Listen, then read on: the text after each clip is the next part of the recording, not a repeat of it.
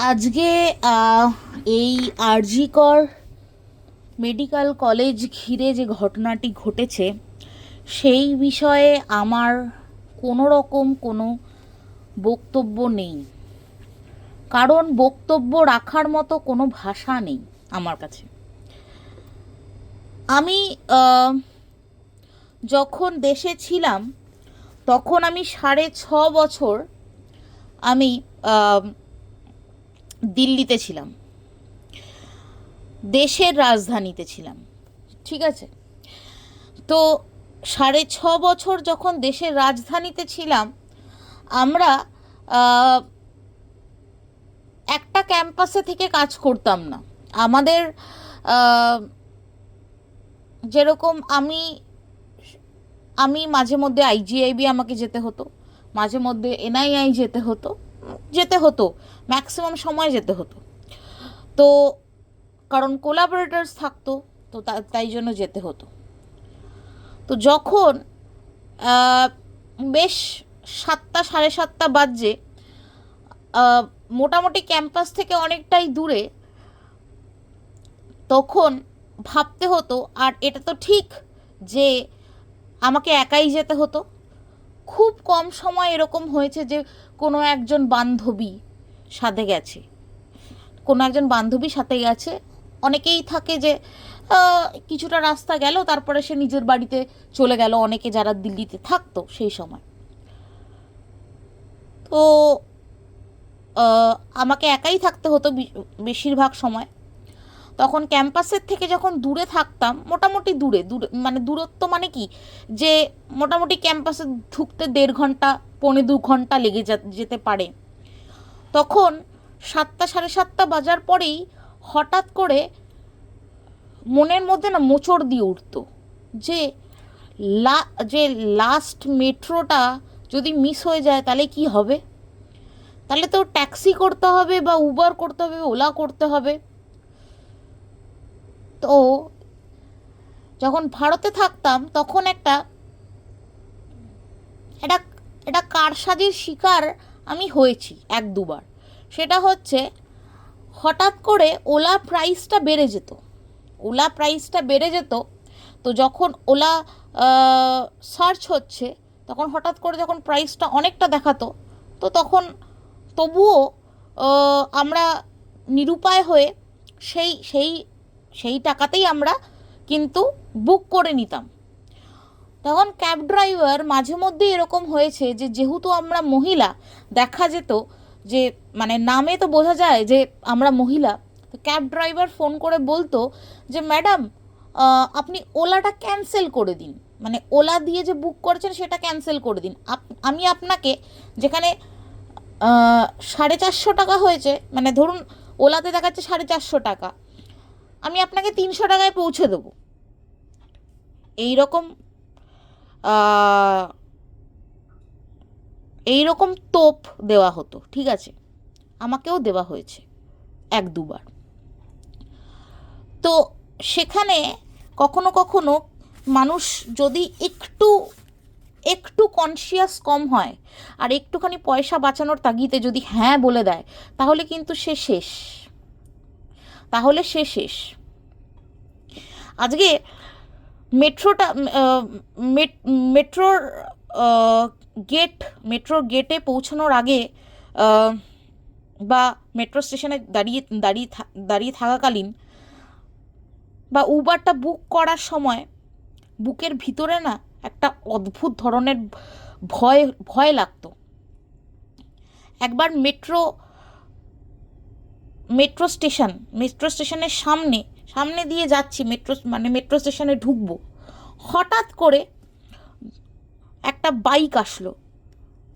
হঠাৎ করে একটা বাইক একদম গা ঘেঁষে বেরিয়ে যাবে, এরকম একটা ব্যাপার। তো কিছু তো সেফটি আমরা নিয়ে চলি, আমরা মেয়েরা কিছু তো সেফটি নিয়ে চলি। আমার যতটা মনে হয়েছিল যে আমাকে অ্যাটাক করার থেকে আমার যে মানে পার্সটা ছিল সেটা হয়তো নিয়ে নিত।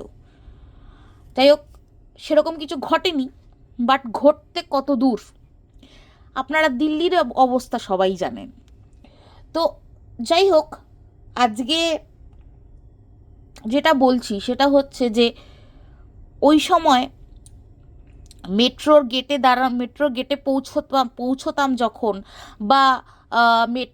বা মেট্রোর জন্য দাঁড়িয়ে আছি স্টেশনে, ঠিক আছে, লাস্ট মেট্রো, বা উবারটা বুক করেছি, উবার চলে এসছে, বারবার উবারের পেছনের নেম প্লেটটা দেখছি যে ঠিক নাম্বার তো, গাড়ি যে বুক হয়েছে তার নাম, ড্রাইভারের নাম ঠিক তো, মানে কোনো গন্ডগোল নেই তো,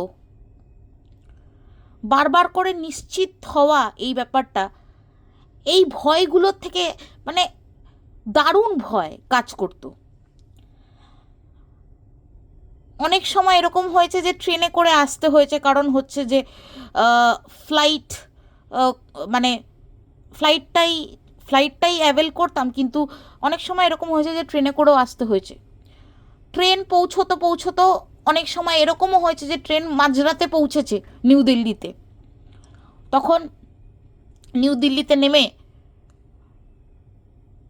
সব হাতছানি, এ ডাকছে ও ডাকছে, এ ডাকছে ও ডাকছে, চলুন ম্যাডাম এখানে দিয়ে আসি, চলুন ম্যাডাম ওখানে দিয়ে আসি, আরে তো যাই হোক, এইগুলো আমরা দেখেছি। অনেক অনেক সচেতন হয়ে রাস্তাঘাট চলতে হতো,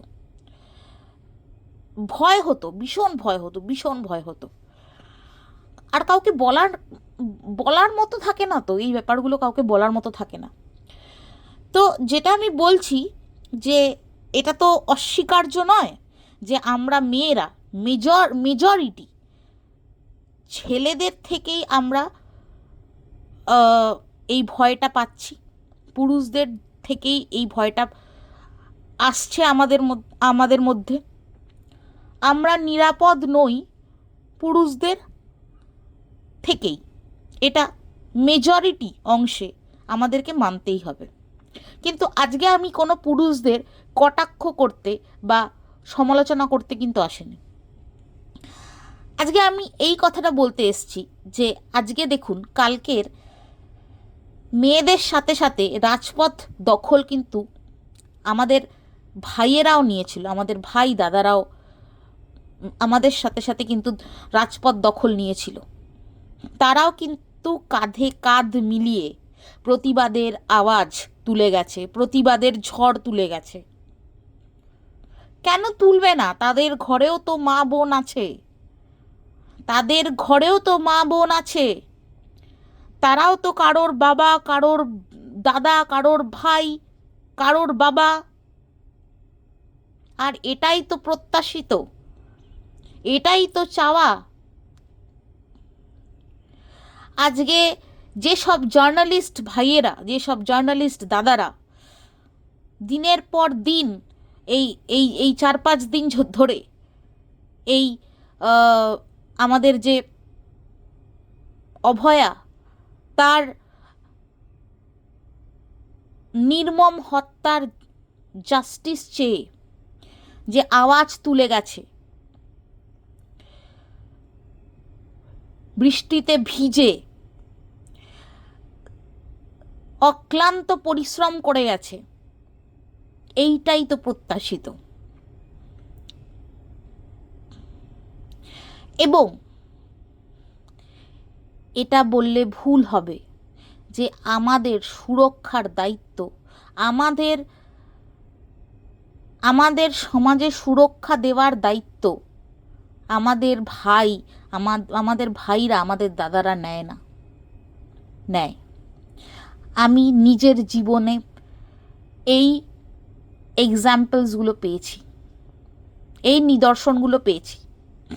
আমার নিজের রক্তের ভাইয়ের কথা বলছি না, আমি অনেকের এরকম সাহায্য পেয়েছি, যারা আজকের দিনে আমি তাদেরকে দাদা বলি, তাদেরকে ভাই বলি। হয়তো তারা যদি আজকের দিনে আমার সাথে না থাকতো, তাহলে হয়তো আজকে আমারও কিছু কিছু জায়গায় ভীষণ সমস্যায় পড়তে হতো, ভীষণ ভীষণ সমস্যায় পড়তে হতো। তাই সমাজে পুরুষ নারী দুজনকেই সমানভাবে দরকার, দুজনকেই সমানভাবে কাঁধে কাঁধ মিলিয়ে চলতে হবে, না হলে সমাজটি পড়ে যাবে, সমাজটি পড়ে যাবে, ভেঙে গুড়িয়ে যাবে। আজকের দিনে দেখতে খুব ভালো লাগছে যে আমাদের পাশে এসে আমাদের ভাইয়েরা দাদারা দাঁড়িয়েছে। তারাও আজকে অভয়ার নির্মম হত্যার জাস্টিস চেয়ে আওয়াজ তুলছে। তারা আজকে প্রশ্ন করছে না যে সে কেন রাতের বেলায় সেমিনার রুমে ঘুমোতে গেছিল, তারা কিন্তু প্রশ্ন করছে না।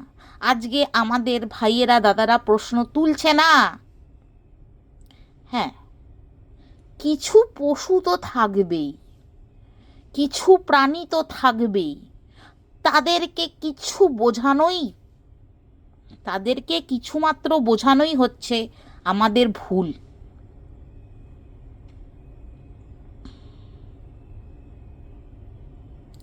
আজকে একটা ছোট্ট একটা সোশ্যাল এক্সপেরিমেন্ট আমি দেখেছিলাম একটা চ্যানেলে। একজন দুজন ইউটিউবার মিলে বানায়, দুজনই মানে তারা ছেলে আর কি।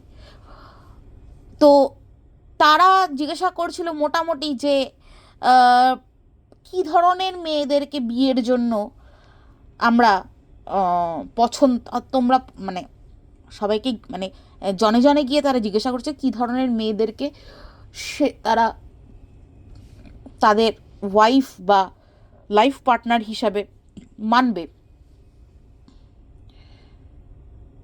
তো তাদের মধ্যে ক্যাটাগরি ছিল যে কারো যদি আগে বিয়ে হয়ে থাকে তারা তাকে মানবে, ডিভোর্সি যদি হয়ে থাকে বা বিধবা যদি হয়ে থাকে। অনেকের উত্তর ছিল এরকম যে না, আমাদের ফ্রেশ মেয়ে চাই। তো যাই হোক, আজকে যখন মেয়েরা আজকে ফ্রেশ তকমাটা থেকে যখন বেরিয়ে আসতে পারবে, আর আমাদের পুরুষরাই পারবে তাদেরকে বার করে আনতে, ফ্রেশ তকমাটা থেকে যখন বার করে আনতে পারবে, আমরা কোনো শাক সবজি মাছ মাংস নই যে আমরা ফ্রেশ থাকব।